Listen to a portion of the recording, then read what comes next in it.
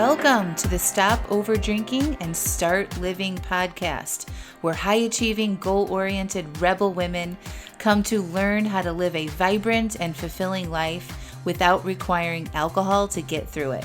No labels, no judgments, no saying you'll never drink again. Just real proven methods to help you stop rebelling against yourself with alcohol so you can drink less and do more. I'm your host, Angela Mascenik. Let's dig in. I want sugar. Welcome to episode 192, Moderation versus Quitting. Well, hello everybody. How you doing?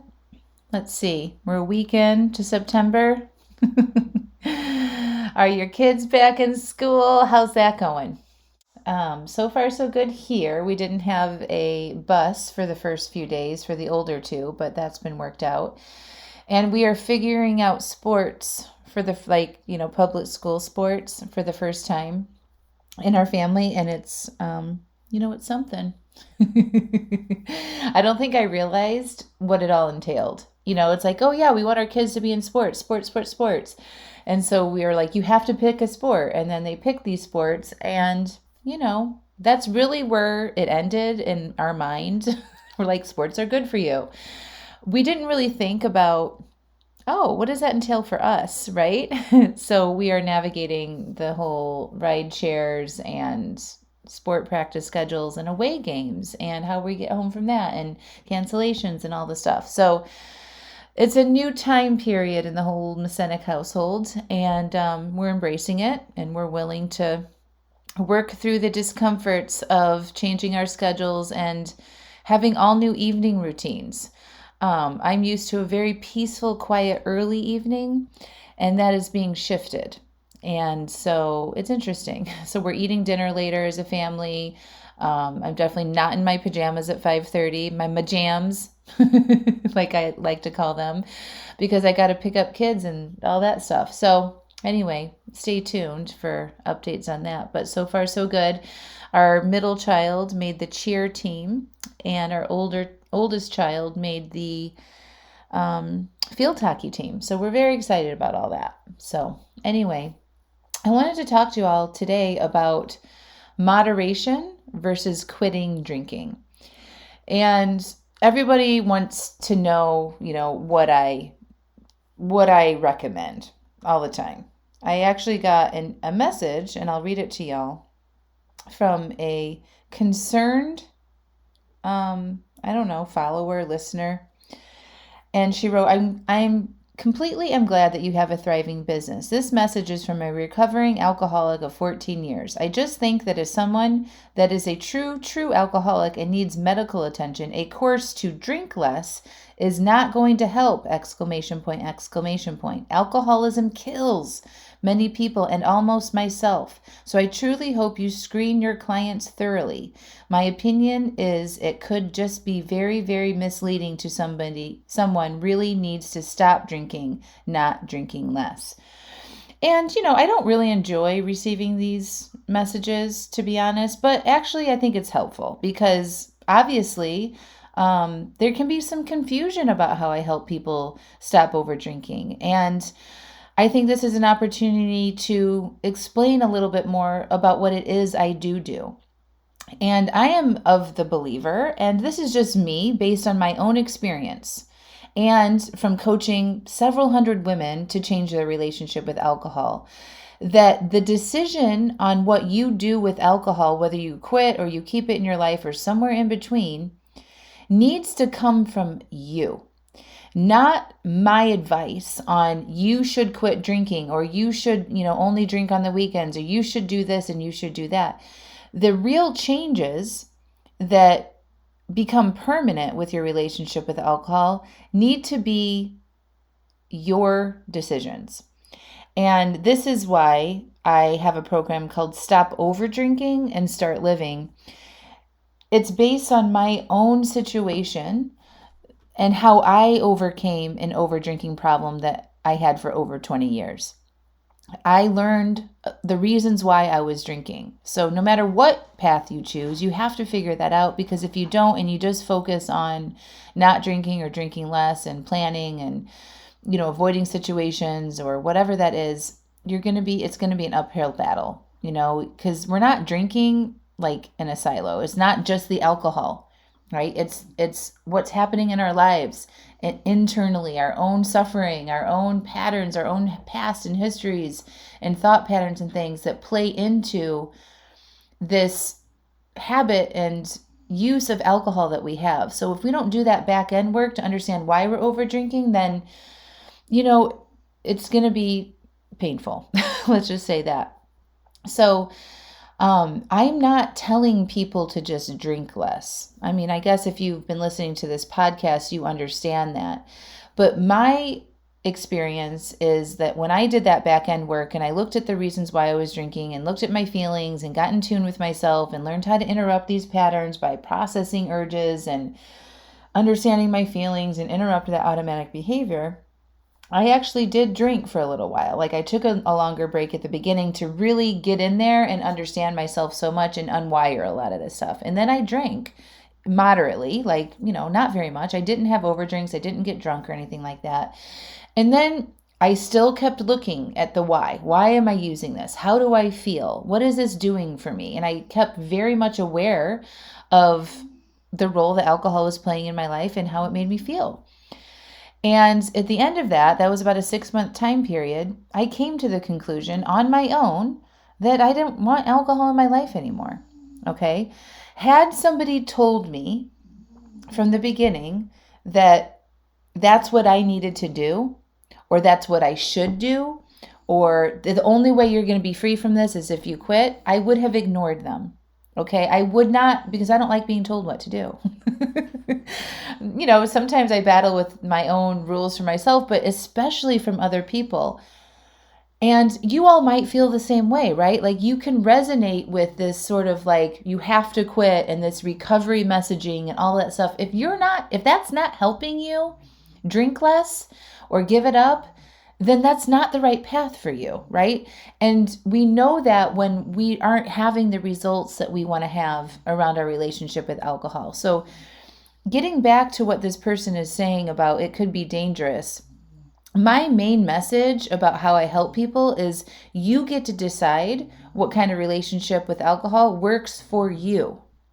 And when you give yourself the time and space to explore that by taking breaks, by planning drinks, sometimes people come in and they want to quit and they want to work on the back end stuff so that they can keep a no relationship with alcohol. That's absolutely fine too. But most of the people come in, they recognize they need to change their relationship with alcohol, okay? And they want a safe place to do that without judgment. That's what I'm offering. You guys get to decide what you put on your weekly drink plan. I encourage you to look at how you're making those decisions. I coach you on making those decisions. I help you evaluate when you do have an overdrink so you can understand that. And so by the end of the 6 months in the program, you have fully explored what this is like for you and you can come to your own conclusions about it. A lot of people go through this process and they're like moderating at the beginning and they're still feeling anxious and they're still having a lot of overdrinks. So like, you know what, I think I just need to take a break and feel what that, and like really get deep here without having all this distraction, right? Because even with 1 or 2 drinks, it makes my anxiety levels higher, or I eat more than I want to, or I just don't feel good, right? So they decide to take a longer break to kind of really clean that up and get over urges and things like that and experience, more of the patterns that they normally do, like vacations or weekends or social outings without alcohol, to get practice with that. And then they come to the conclusion after their longer term break is over that, you know what, I don't miss this. I want to keep going. Like I just have concluded that alcohol isn't good for me. That's so, so powerful when that comes from your own work, okay?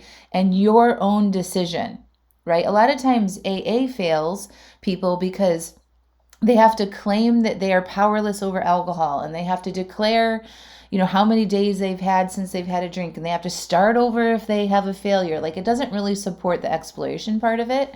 It's just like, this is the way you have to do this program. And that doesn't work for a lot of people. It also works for a lot of people. It works for a lot of people. So I don't want to discount that at all.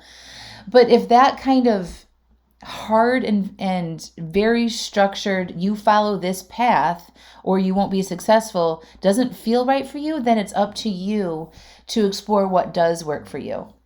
The other thing that I want to say about what this woman wrote to me was about is, I believe that y'all are smart, okay? And that you can make your own decisions. And that I have a vetting process for people that come into the program. Like, you have to fill out an application, you have to share with me what your patterns are and all that stuff. And I say, if you're physically addicted to alcohol and you can't function without drinking during the day or whatever that is, then this probably isn't a good fit. You need to go get off alcohol safely before you can come into coaching. Coaching isn't, I don't have medical credential or anything like that, and it's all done online. So you need to be in a place where you can comfortably say that is appropriate for you, right? But I think that you guys are smart and capable, and most of my clients are like super high achieving, and they've done a lot of amazing things in their life. So I assume that they know what's best for them.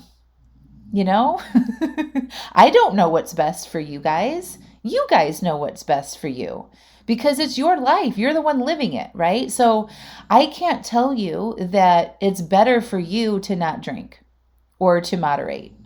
I just can't, because I don't know your internal problems and your internal struggles. Yes, through coaching, we can uncover that and I can show you your patterns, but you know what's best for you. And I trust that the women who invest into this program and come take my classes or take my free advice or whatever it is, know themselves and know what's good for them, right?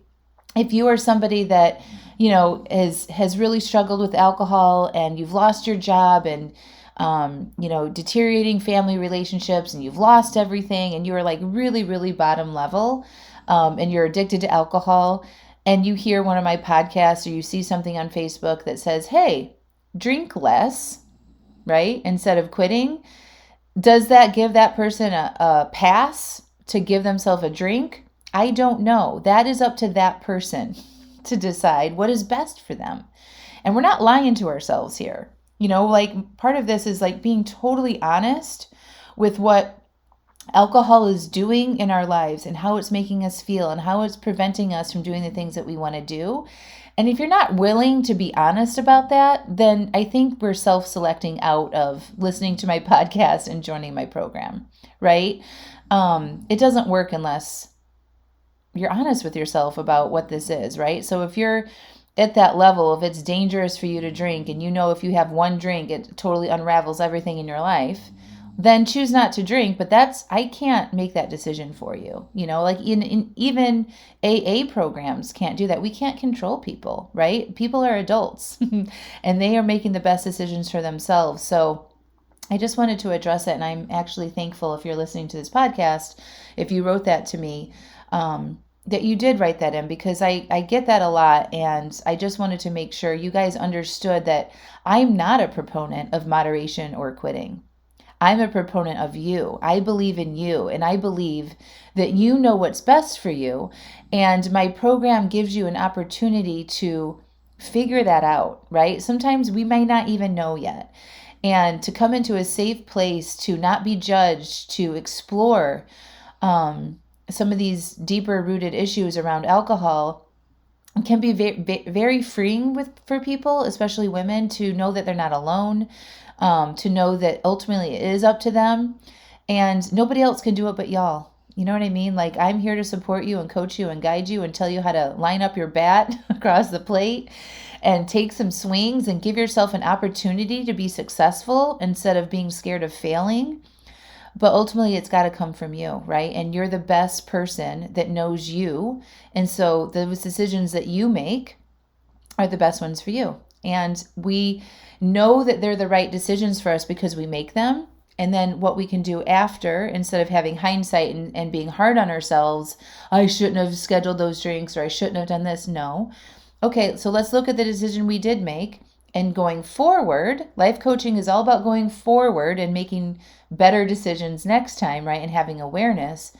You're like, okay, so that didn't really work out for me that well this time, so maybe I'll do something different next time, right? It's about learning from that misstep or that, failure to, okay, let me try this next time. Okay? It's how we're successful in all areas of our life. Like same thing with like building a business or, learning a new skill. You actually have to go out there and try some things and flop around like a fish out of water and have some failures in order for you to learn from that and to move forward. And that includes learning how to stop over drinking in the way that's right for you.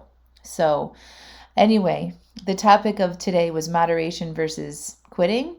And it was kind of a tricky subject, right? But my stance on that is that you're the best person to decide that, and I can help you achieve whatever it is that you want with your relationship with alcohol.